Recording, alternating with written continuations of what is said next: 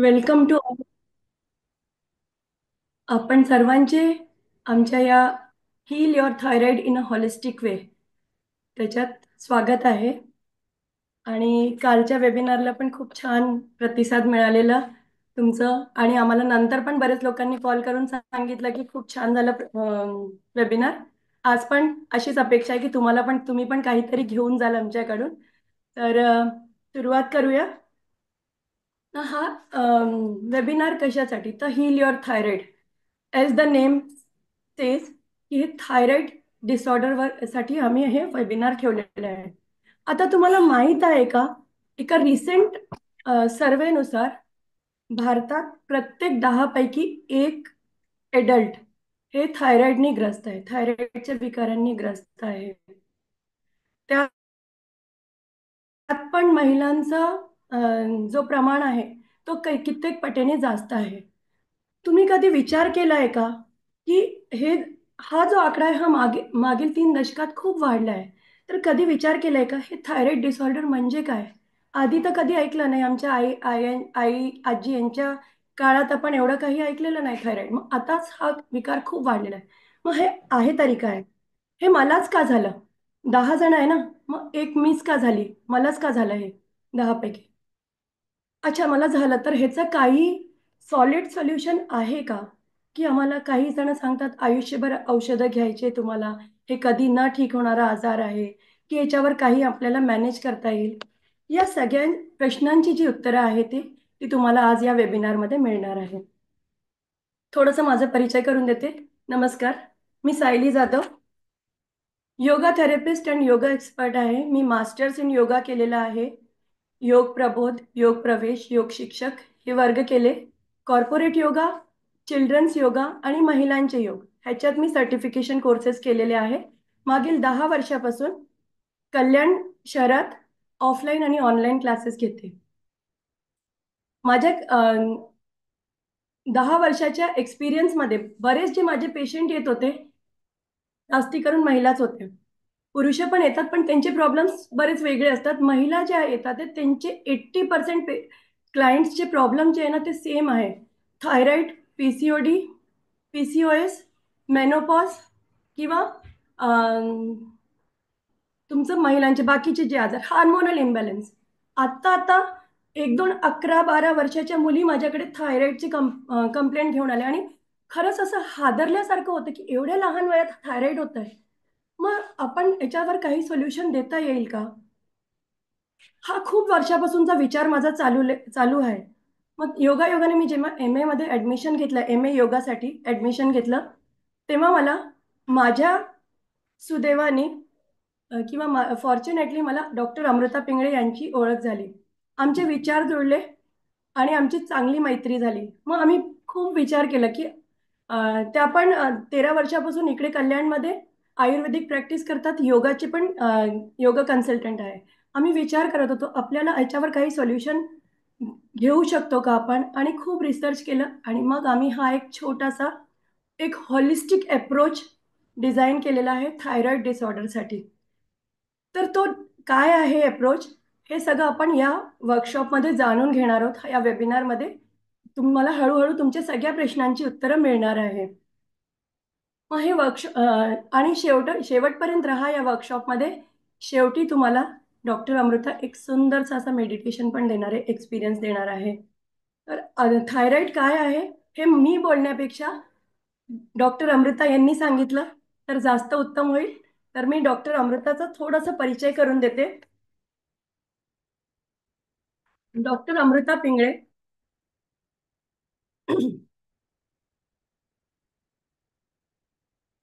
यांनी BMS केलेला आहे. कल्याण येथे 13 वर्षापासून आयुर्वेदिक प्रॅक्टिस करतात.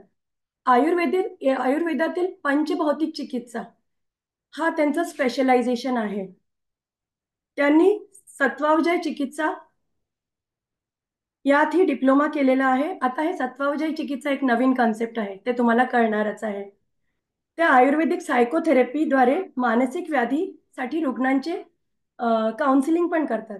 यासंबंधी काही ऑनलाईन, ऑफलाईन वर्कशॉप पण त्यांनी घेतलेले आहे. आणि याबरोबर कैवल्यधाम लोणावळा येथे त्यांनी योगाचे प्रशिक्षण घेतले आणि योग मध्ये मास्टर्सही केलेलं आहे. त्या आयुर्वेदिक चिकित्सेसोबत योगा थेरपिस्ट म्हणून पण थेरपी देतात. तर अशा या डॉक्टर अमृता पिंगळे यांचं आपण स्वागत करूया. डॉक्टर अमृता पिंगळे, पुढचं कार्यक्रम तुमच्या हाती. वेलकम.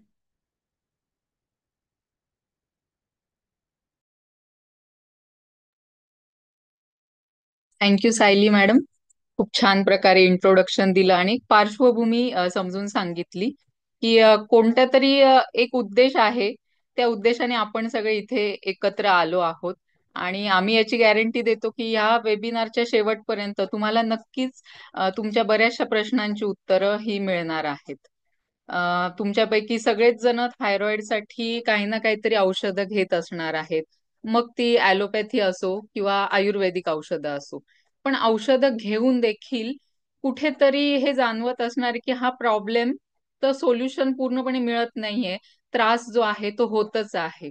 म्हणूनच हीच गोष्ट आहे की ही तुम्हाला सगळ्यांना इथे घेऊन आली आहे. आणि आमच्या परीने आम्ही नक्कीच प्रयत्न करणार आहोत की आम्ही जे सोल्युशन तुमच्यापर्यंत पोहोचवणार आहोत त्याने तुम्हाला नक्कीच फायदा होईल. तर जास्त न घेता आपण आजच्या सेशनला सुरुवात करूया. सगळ्यात आधी आपण जाणून घेऊया की थायरॉइड ग्लँड म्हणजे नक्की काय आहे. आपण ऐकतो थायरॉइड आहे, मला थायरॉइड आहे. पण हे थायरॉइड म्हणजे नक्की काय प्रकरण आहे हे जरा समजून घेऊया. कारण की जोपर्यंत आपला आजार काय आहे, आपल्याला नक्की प्रॉब्लेम कोणत्या सिस्टीम मध्ये आहे, हे जोपर्यंत आपल्याला समजणार नाही तोपर्यंत आपण त्याचं सोल्युशन शोधू शकणार नाही. तर थोडंसं आपण हे जाणून घेऊया थायरॉइड म्हणजे नक्की काय. तर ही थायरॉइड नावाची एक जी ग्रंथी आहे ती आपल्या गळ्यामध्ये असते. ती बटरफ्लायच्या शेपची म्हणजे फुलपाखराच्या शेपची एक छोटीशी अशी ग्रंथी आपल्या गळ्यामध्ये असते. तर तिच्यापासनं तीन हॉर्मोन सिक्रेट होतात. एक T3 T4 आणि एक तिसरं कॅल्सिटोनिन नावाचं, असे तीन हॉर्मोन सिक्रेट करणं हे तिचं काम आहे.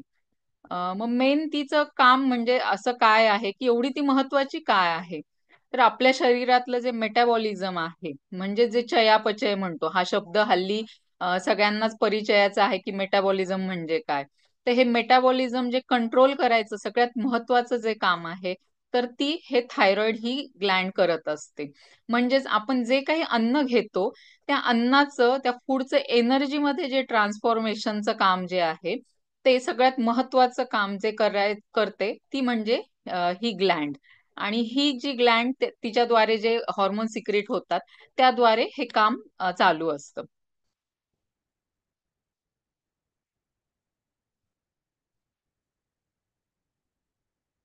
आपण हा शब्द खूप वेळा ऐकलाय की हॉर्मोन्स हॉर्मोन्स.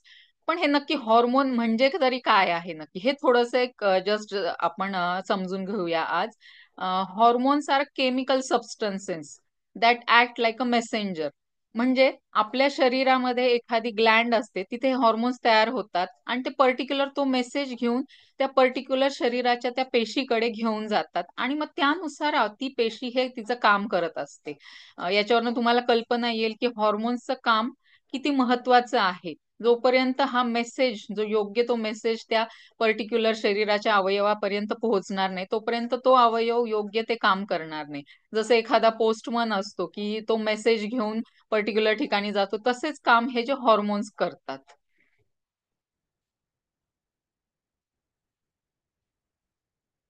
मग हे हॉर्मोन्स एवढे का महत्वाचे आहेत आपल्या शरीरामध्ये. तर जसं या चित्रामध्ये तुम्ही पाहू शकाल की एक बँड आहे. तिथे खूप सारे म्युझिशियन्स आहेत, ते वेगवेगळे वाद्य हे वाजवत आहेत. पण यांना कंट्रोल करणारं किंवा डिरेक्शन देणारं कोण असतं, तर त्यांचा जो लीडर आहे तो ज्याप्रमाणे त्यांना गाईड करेल त्याप्रमाणे ते वाद्य वाजवत असतात. म्हणजे त्याचं काम किती महत्वाचं आहे या याच्यामध्ये. त्याच्या कामामध्ये कुठेतरी थोडा तरी बिघाड झाला किंवा हा सुसंवाद जो आहे तो साधला नाही गेला तर नक्कीच जो सुमधुर जे संगीत आहे हे यातनं निघणार नाही. सेम आपल्या शरीरात देखील असंच होतं.